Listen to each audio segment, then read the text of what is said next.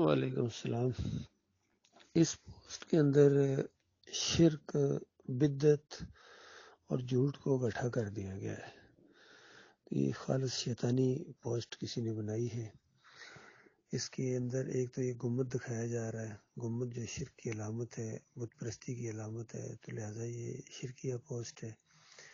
پھر اس کے اندر جمعہ مبارک اس طریقے سے کہا گیا ہے، اب یہ رواج پکڑتا جا رہا ہے، جس طرح لوگ عید مبارک کہتے ہیں ایک دوسرے کو، اسی طرح جمعہ مبارک کہنا شروع ہو گیا۔ یہ صحابہ کے دور میں نہیں تھا، تو ظاہری بات ہے کہ عقیدت سے اور ثواب سمجھ کے کرتے ہیں، تو یہ بدعت بھی ہے۔ اور تیسری بات جو اس کے اندر جھوٹ بہت بڑا گڑھا گیا ہے کہ جو جمعے کے دن وفات پائے گا، اس سے پتہ نہیں عذاب قبر سے وہ بچ جائے گا، اور پتہ نہیں اتنے شہیدوں کا اس کو ثواب ملے گا۔ یہ ساری جھوٹی باتیں ہیں۔ وقت کوئی بھی مقرر ہے، جان چھوٹے گی اپنے ایمان اور عقیدے سے۔ باقی اس طرح کی باتیں کہ جو رمضان میں مر جائے گا، جو جمعہ والے دن مر جائے گا، اس کے ساتھ یہ معاملہ کیا جائے گا، تو یہ اپنی طرف سے انہوں نے باتیں کہی ہیں۔ اور یہ بات ضرور ہے، ایمان عقیدہ اگر آپ کا درست ہوگا تو خاتمے کے اوپر، اعمال کا جو خاتمہ ہوتا ہے اس کے اوپر معاملہ ہوتا ہے۔ تو ظاہری بات ہے کہ مومن ہے، مخلص مومن ہے، ہر شرک سے اس نے جان چھڑا لی ہے، تو رمضان میں اس کا ایمان بڑا ہوا ہوتا ہے، اللہ کے ساتھ تعلق مضبوط ہوتا ہے، اور گناہ معاف کروا چکا ہوتا ہے، تو استغفار کی وجہ سے تو اس میں وہ اگر فوت ہو جاتا ہے تو اس کو فائدہ ہوگا یقیناً۔ اسی طریقے سے جمعے والے دن ایمان بڑا ہوا ہوتا ہے، جمعے سے جمعے کے دوران نبی علیہ السلام نے فرمایا کہ گناہ معاف کر دیے جاتے ہیں۔ یہ ساری باتیں مخلص مومنوں کے ساتھ ہیں، اور یہ خود بخود ہوتا ہے۔ یہ صرف جمعے کے دن مرنے کی وجہ سے نہیں ہوتا ہے، بلکہ ایمان کی وجہ سے یہ فائدہ اس کو حاصل ہوگا، جس کسی کو بھی ہوگا کہ جمعے کے دن اگر وہ توبہ استغفار زیادہ کرتا ہے اور اللہ کی رضا حاصل کرنے کے لیے غسل کرتا ہے، اور اس کے بعد جمعہ پڑھنے جاتا ہے، مومنوں کے ساتھ ملاقات کرتا ہے، کسی کو تکلیف نہیں دیتا ہے، تو یہ ساری چیزیں اس کے لیے فائدہ مند ہوں گی۔ تو یہ مخلص مومنوں کے لیے ہے۔ باقی آج یہ بریلوی بن گئے، کوئی دیوبندی بن گیا، کوئی اہل حدیث بن گیا، کوئی سلفی ہے، کوئی ایک بھی ایسا نہیں ہے کہ جن کے عقیدے کے اندر شرک نہ ہو۔ سب شرک کے اندر مبتلا ہو گئے، کوئی تھوڑا کوئی زیادہ۔ بریلویوں کے پاس جاؤ تو کہتے ہیں دم دم پڑھو حضرت بھی ہیں موجود، دم دم پڑھو درود حضرت بھی ہیں موجود، ہر جگہ حاضر ناظر ہیں، پکارو یا رسول اللہ۔ اور میلاد النبی والے دن تو بالکل عیسائیوں کو پیچھے چھوڑ جاتے ہیں، جنم نشٹی جس طرح ہندو مناتے ہیں اس طرح یہ مناتے ہیں، اپنے نبی کا دن مناتے ہیں، حالانکہ یہ نبی علیہ السلام کے زندگی میں کبھی نہیں منایا گیا، نہ صحابہ اکرام کی زندگی میں منایا گیا، نہ تابعین اور تبع تابعین کی زندگی میں یہ دن اس طریقے سے منایا گیا جس طرح یہ مناتے ہیں۔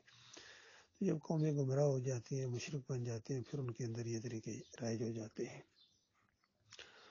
تو دیوبندیوں کے پاس جو عقائدی علماء دیوبند پڑھو تو وہاں بھی آپ کو واسطے وسیلے ملیں گے، قبروں سے فیض حاصل ہوتا ہے، ان کے صدقے دعا مانگو، قبر سے ہاتھ نکال کے اشرفیوں کی تھیلی پکڑا دی، قبر سے ہاتھ نکل کے حضرت نے مسافہ کیا، قبر سے ہاتھ نکال کے حضرت نے اونٹ کو ذبح کر دیا، سب کچھ یہ شرک آپ کو تبلیغی جماعت کے اندر، فضائل اعمال کے اندر، اور عقائد علماء دیوبند کے اندر، اور چاہے قاسم نانوتوی کی کتاب ہو، آب حیات ہو، یا کوئی کتاب ہو اشرف علی تھانوی کی، گنگوئی کے یہ ملفوظات ہوں، سارے شرک سے بھرے ہوئے ہیں۔ شرکیہ کہانیاں، جھوٹے قصے، انہوں نے دماغ خراب کر دیا عوام کا، اور بڑے بڑے باصلاحیت لوگ سے جو دین کا کام کرنا بھی چاہتے تھے، لیکن ان کے بھی عقیدے خراب کر دیے انہوں نے، جس طرح جنید جمشید کی طرح یا سعید انور کی طرح کرکٹر کچھ تھے جو آئے ہیں تبلیغ کے اندر، تو پہلے اگر ان کا عقیدہ کم مشرکانہ تھا تو زیادہ مشرکانہ بنا دیا۔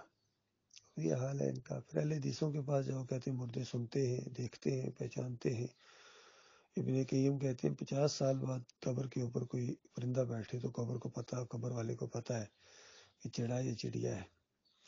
اسی طرح احمد بن حنبل کے ذریعے قبر پرستی کا شرک ان کے اندر آیا ہے، اور دیرو فی القبر کا عقیدہ۔ تو یہ سارا شرک ان کے اندر ہی اگرچہ کم ہے، اہل حدیثوں کے اندر، سلفیوں کے اندر ہے تو بہت شدت کے ساتھ۔